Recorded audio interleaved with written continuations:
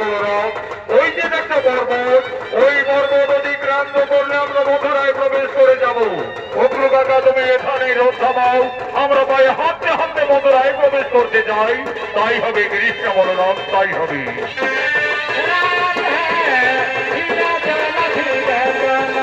বলো বল হরি বল, হরি বল, বলো হরি বল।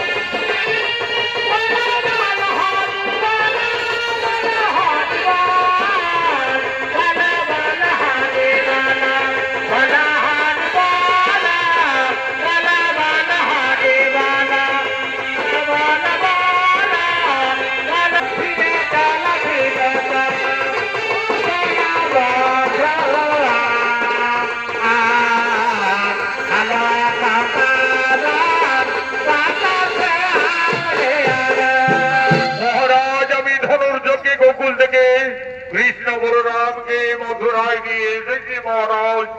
এসো এসো, দুই শক্তিশালী তোমরা কৃষ্ণ বলরাম।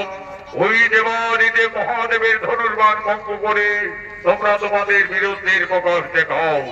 যাও ভয় করাই, অহংকারী জর্জরিত হয়ে দুরাচারী কংসাচোর মুনি ঋষি গান্ধর্ব কাউকে চিনতে পারেনি রে ভাই। এমনকি তার পিতা উগ্রসেনকে এই মথুরার সিংহাসন থেকে ক্ষমতাচ্যুত করে ওই দানব সিংহাসন আরোহণ করে রয়েছে।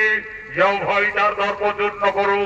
দাদা বলরামের আদেশে অন্তর্যামী ভগবান আজ সবার তলে আগমন করছে।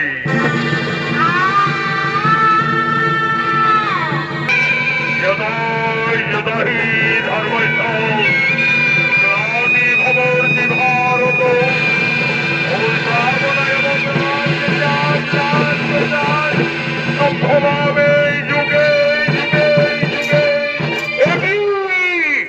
সেনাপতিগণ কোথায় যাব? এই যুবকদের তোমরা বন্দী করো। সাবধান গঙ্গাজল, আমাদের বন্দী করার মতো তোমার যে কোনো ক্ষমতা নেই। তোদের মতো অত্যাচারী দানবদের সংহারের জন্য মর্তলোকে আবির্ভূত হয়েছি আমি অন্তর্যামী নারায়ণ। মৃত্যুর জন্য প্রস্তুত দানব ধ্বংস করণ আই তরি বন্ধ করিবে ছেদ।